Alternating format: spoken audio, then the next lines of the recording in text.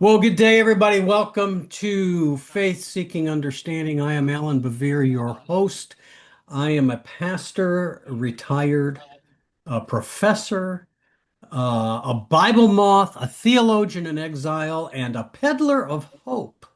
And I am the self-appointed Anselm of Canterbury Chair of Podcast Theology and Culture here at Faith Seeking Understanding University, a completely fabricated institution of higher learning.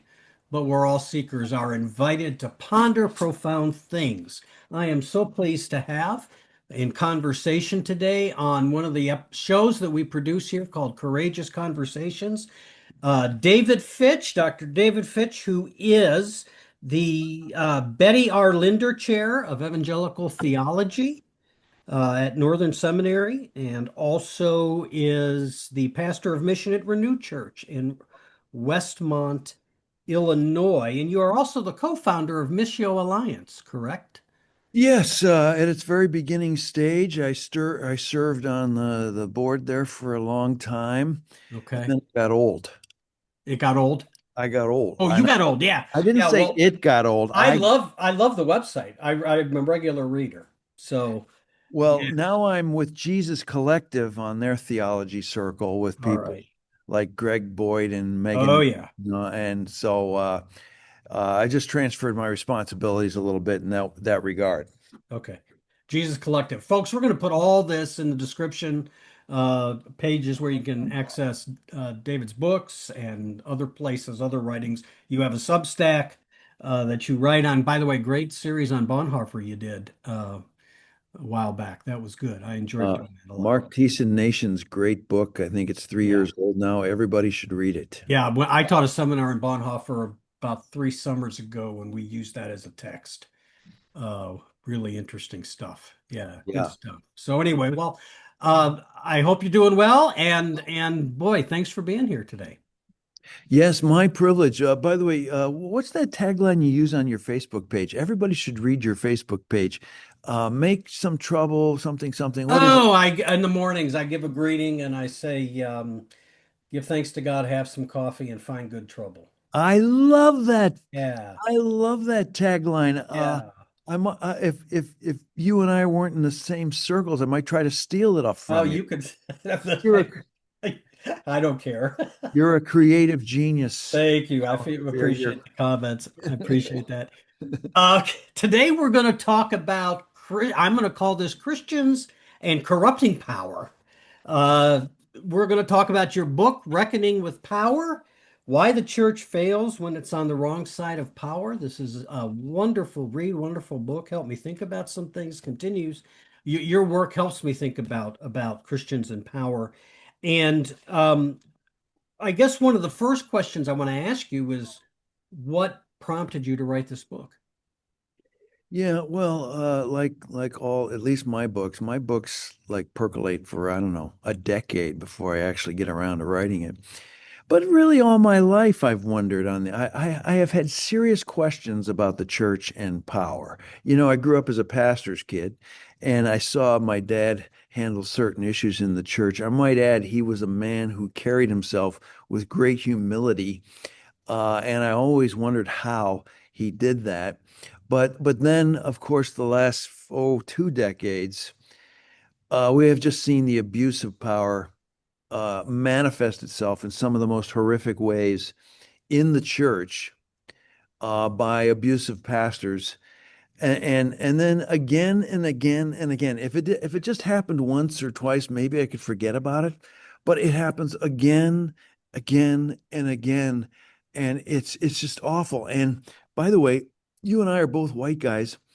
All the issues of power constellate around white males. So all of this means I've got to navigate power almost every day of my life as a pastor, as a person in the community, navigating social issues, as a professor. It's almost unavoidable Yeah. that I needed a good theology of power. So this has been percolating for 10, 20 years, and finally this book appeared out of the whole thing.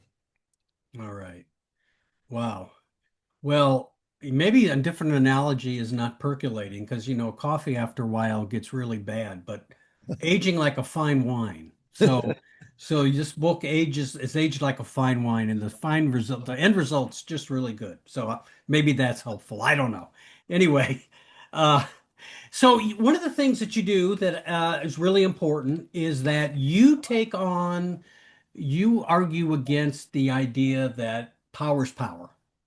It's all there. Power, power. Power is power. We just have to utilize it rightly. You say no, there's two different kinds of power. Can you elaborate on that? Yeah. Well, maybe the first thing to say is that this idea that there's only one kind of power, that power is power, the world runs on power, and therefore we cannot avoid it. We must, in essence, take hold of it, control it, put the good people in charge, and get the right things done. That attitude about power pulsates through the I'll call it evangelical church.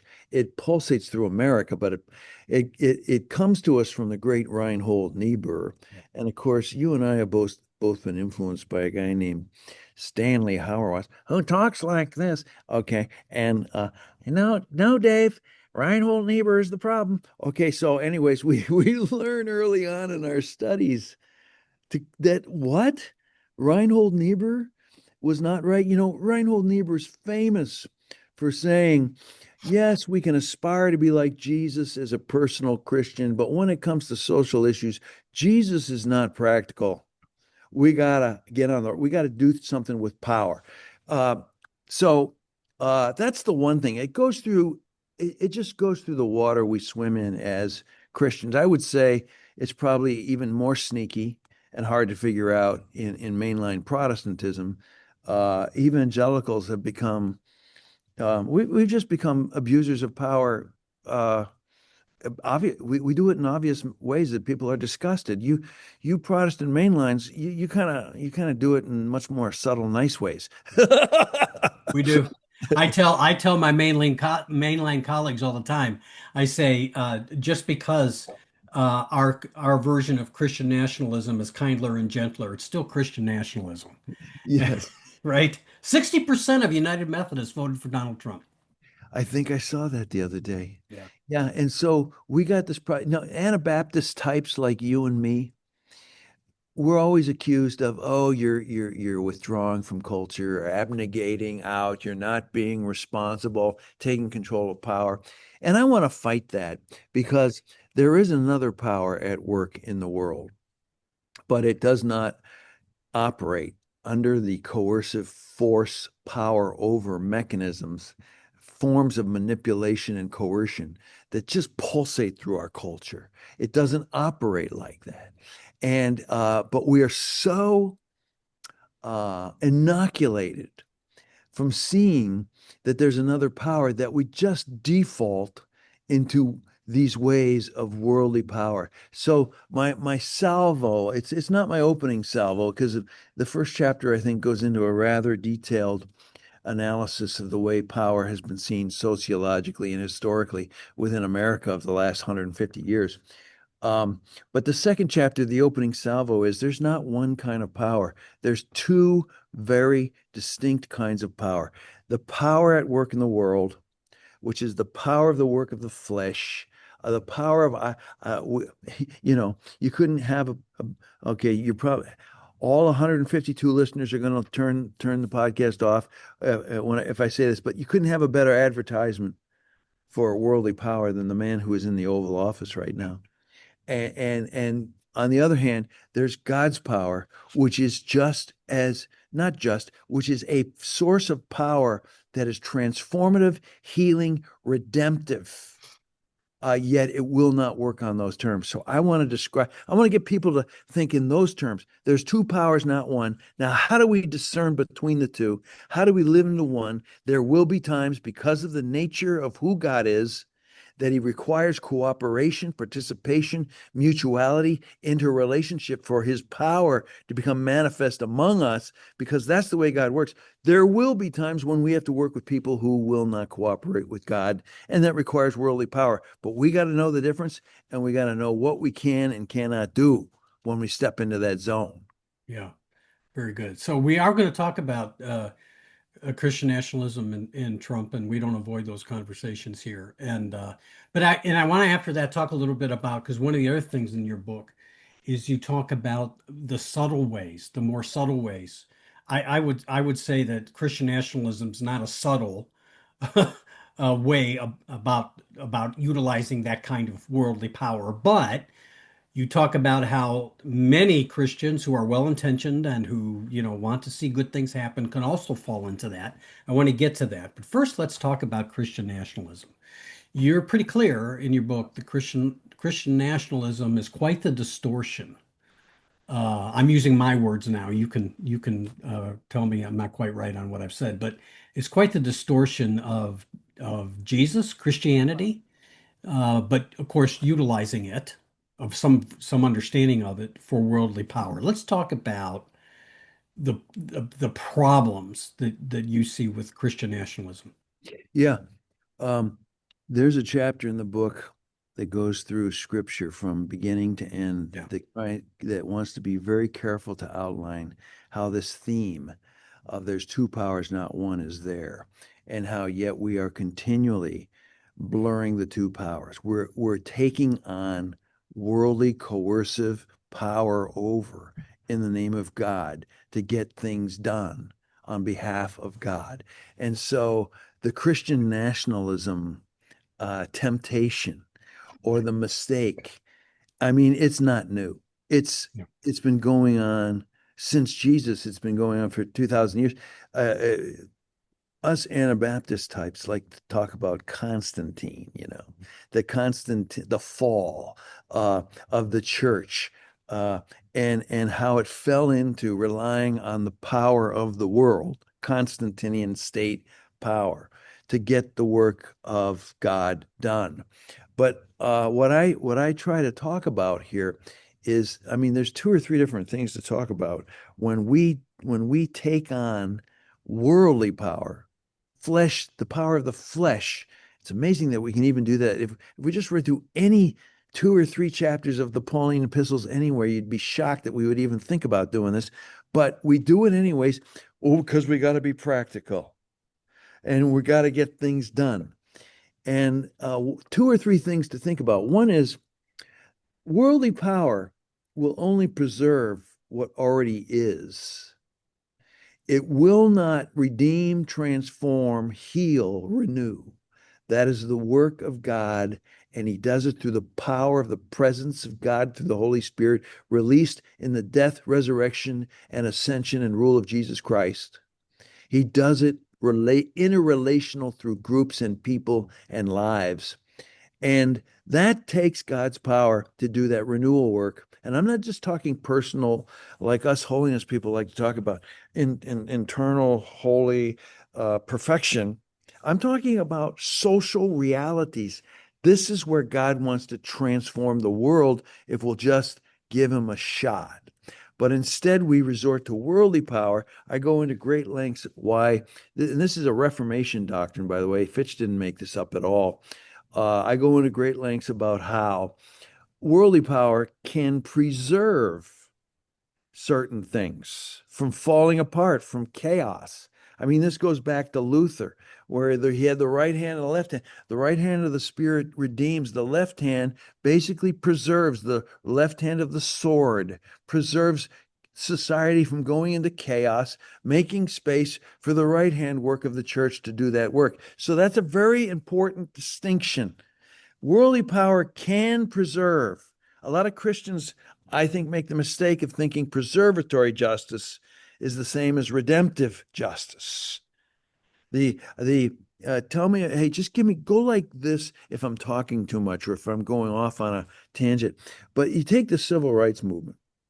Now, I learned this from Vincent Harding, and who was uh, um, who was MLK's speechwriter, Mennonite, by the way.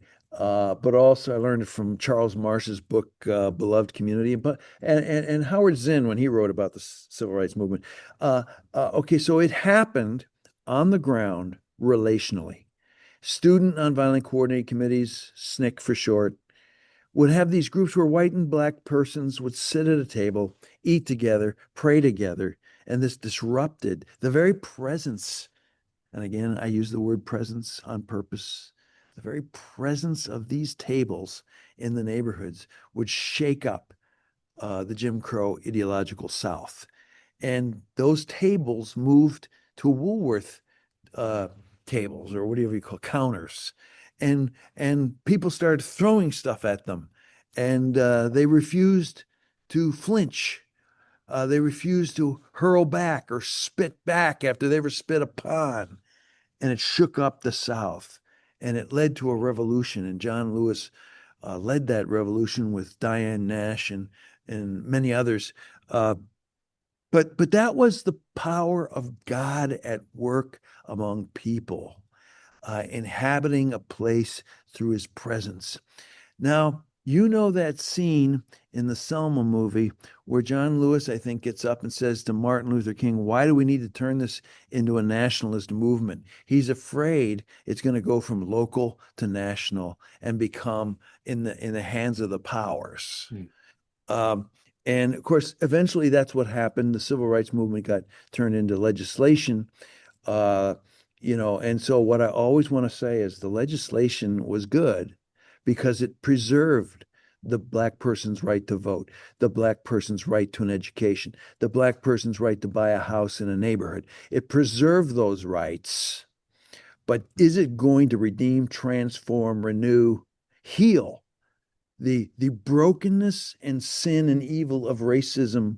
No, that is the work of God. And what we can't do is give up the work of godly power when worldly power preserves something. And so I hope you get now the distinctions I'm working with here: worldly power versus godly power.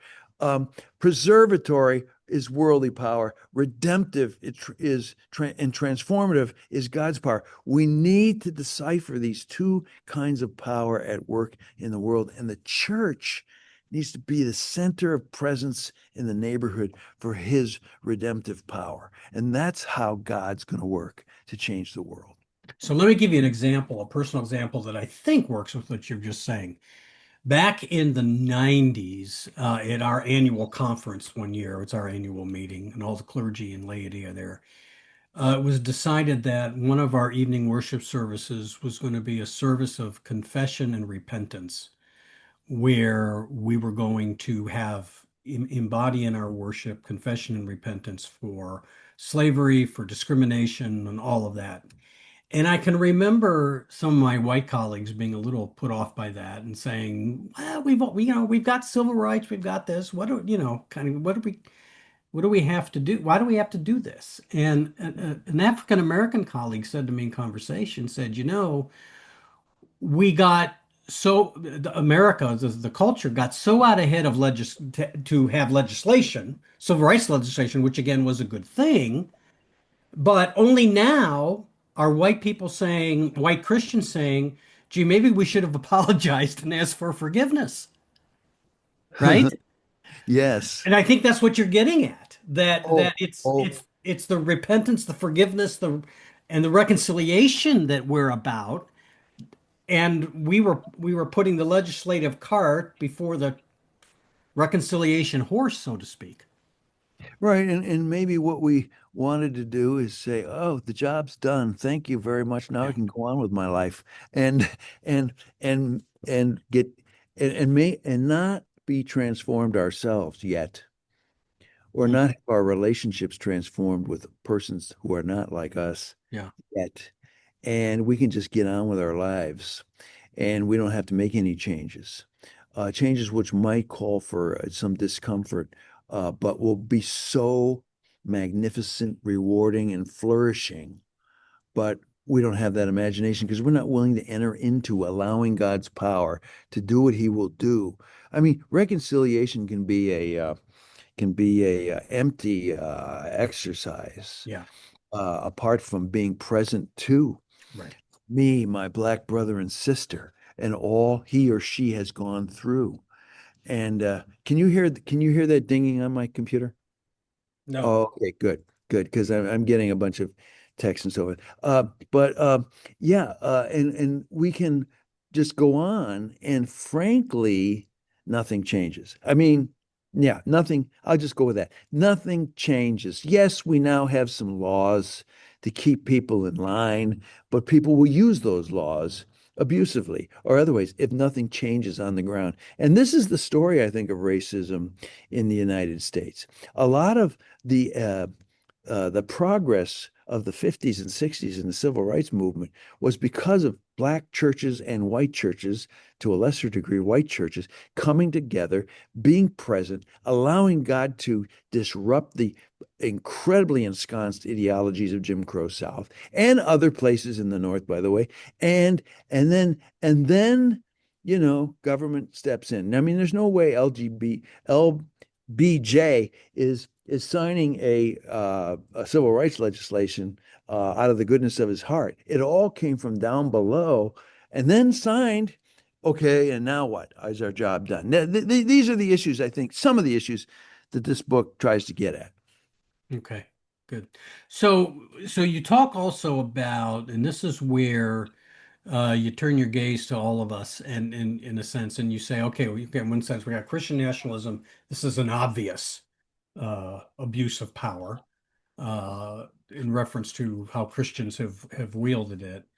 But there's some more subtle ways that we fall into worldly power. You talk about using worldly power for justice. You talk about using privilege. Talk a little bit about that and how that can fall into the same kind of problem that you are associating with Christian nationalism. Yeah, yeah. Alan, before I get in there, I just feel like I got to make this one point Yeah, because please. uh, Christian nationalism does something that is extremely dangerous. But by the way, it happens in all kinds of different ways outside of national politics. But what it says is we're going to take worldly power, coercive power, power over people, and we're going to use it in the name of God, or we're going to use it to accomplish God's work. And what happens all the time is, and I give a few examples, like Mark Driscoll being one, of how this can be a slow development course to where we become corrupted by power itself. Because why? We think we're doing it on behalf of God. We think, Fitch, I have the power. I'm going to use it for God, which it's insidious.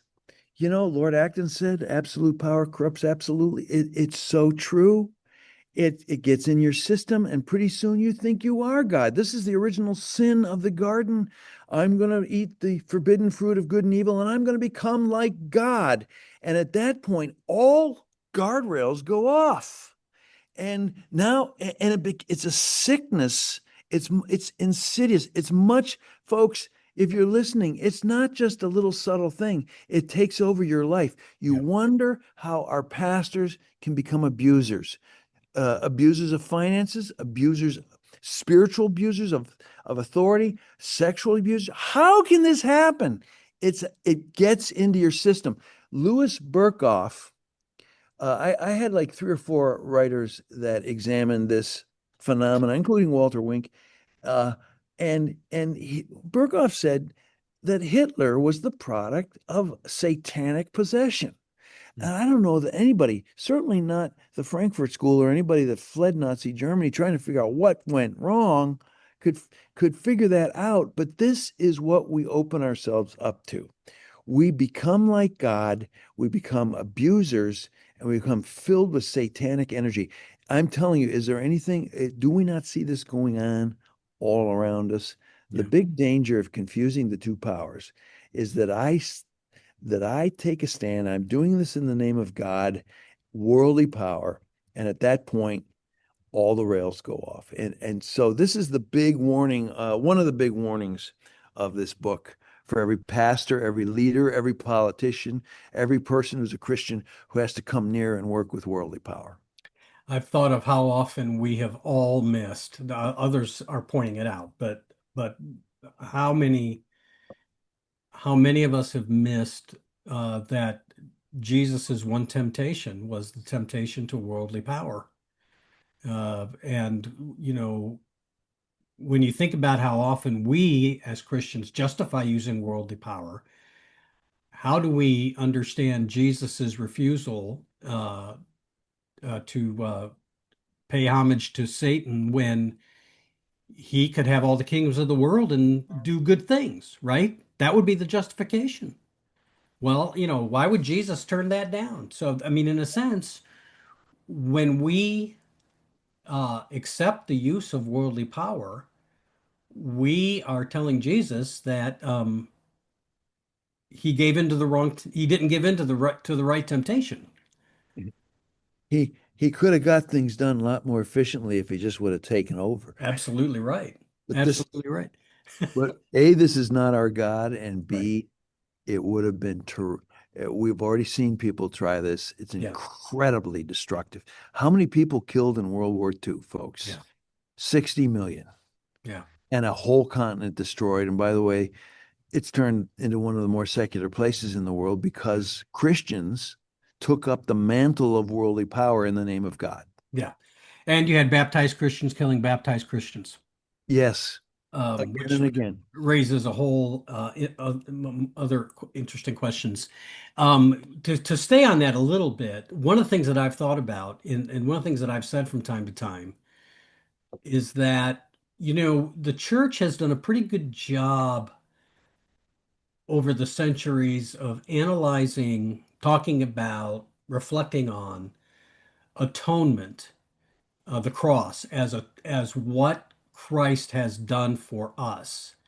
But we have not reflected enough on the cross as how God expects us to live in the world.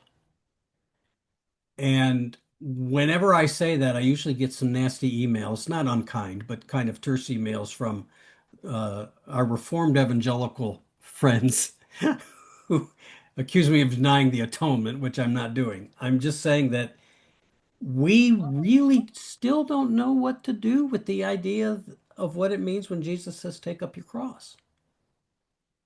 Yeah, you're speaking that Anabaptist themes again that Yeah, I so resonate with. It is one thing for for God to enter into the world through Jesus, take on the sins and the violence and the brokenness of the world on the cross. But of course, what we need to also realize, if we focus too much on I call it the representational view of the atonement, not the substitutionary view. We won't get into it. right. I don't want you getting too many emails off this podcast. I'm used to it. I get emails all the time. But what we don't see there is that this is the way God has chosen to work, how he will always work, and how he will redeem the world. He will not do it through violence. He will do it through love. By love, I don't mean sentimental, romanticistic Beach Boys harmonies love. I'm talking about a power at work that convicts and transforms people's lives if we will just be present to his work among us. So, and have you read Douglas Campbell's, what is it, the Pauline Dogmatics book? No, I have not. Oh man, he just goes through these themes. Okay. There's a few chapters at the end I'm not really a fan of, but the rest of it is so powerful and Hmm. helping to understand how God will work to change our lives, our church's lives, and then our neighborhoods and our world. But it is not through coercive power. It is through the power and the presence of God. All you have to do is read the end of Ephesians 1, Hmm. those 4 or 5 verses to be totally and please don't plug in your view, the worldly view of power, when this is the power that is released in the death, resurrection, and ascension of Jesus Christ for the Right. world. That's what we want to live in. That's what we want to participate in. That's what we want to make space for, not only in our homes, not only in our churches, but in our neighborhoods, in our structures, in our systems, just like those SNCC coordinating committee meetings around tables over meals and prayer. Yeah. That's what we want to do to bring down the principalities and powers that are ruling this earth right Yeah. now. There is something intrinsically, essentially Christological to this. And one of the things that over the years, I studied with Stanley Hauerwas, and I did my master of theology thesis on Paul Ramsey in Vietnam, and I Wow. I did it precise because actually we just had gotten Duke University just gotten his papers because he had died, and so I thought, man, what an opportunity to sift through his papers. So I did that. But one of the things that was just so interesting to me is that the writers and thinkers on the issues of war and peace, the writers and thinkers who talked the most about Jesus were not those who commended violence, right? The more you got to a peace position and an Anabaptist position, the more Jesus was central. Yes. Whereas you could talk about just war and whatever version you want, and Jesus never figures into the conversation. Right. And it is a conundrum. And I count myself a pacifist. But I have become more I don't know, generous towards those of my friends and colleagues and pastors who are just war advocates, uh, only because I realize that God's power decidedly requires um, cooperation. Yeah, And but but just war tries to delineate and limit, and I don't think it does a very good job, and I don't even know if it's possible with that tradition in the current nation state politics of our day. But you know, yeah, I think okay, let's just take Ukraine. I think I would want to argue with Zelensky and say, okay, we've just killed 1.5 million people, spent all this money. What about doing this? Just invite Putin in. Come on, take over the country and then organize very peacefully to not cooperate with his BS and say, thank you very much, but I prefer not to do that. I prefer not to do that. And get a whole nation. I don't know if it will work. I'm kind of riffing on something I don't know a lot about, but uh, all I know is God's power will work if we give him a chance, but there's a lot of people not interested. right. And a lot of Christians not interested. Oh, that too, Yeah, and unfortunately. that and that at least if the church could be a creative alternative to conflict, I am I am in so with you on that. in the midst of a very difficult situation, no one denies the complexity of these issues and these geopolitical events, but we need a people with imagination who can think about something different. I think at the heart of the Christian faith is the resurrection of Jesus. We should be that people who can imagine something new and something different. But I'm currently reading a book right now on Thomas Jefferson's Quran, and it's a book on the founders and Islam, and it's mostly Adams and Jefferson. But they're talking about the key to the book is talking about extending tolerance to people of other religions. And, in America, in the colonies, that included, do Anglicans in Virginia extend religious tolerance to Presbyterians, right? Right. And what's real interesting to me, though, about this, and I was thinking about this morning as I was reading it and thinking about our conversation coming up here, just this whole thing about power that you talk about, the one kind of power, is so baked into the Christendom cake, Yep. right? Oh, it is. I mean, what you're promoting here is just it's just foreign to our context. It could be discouraging to think about. Well, I'll go one step further. It's so foreign. You talk about baked into the Christendom cake, and you're starting there with Thomas Jefferson, but my evangelicalisms that I am in regular, I don't know, dialogue with, or at least we talk.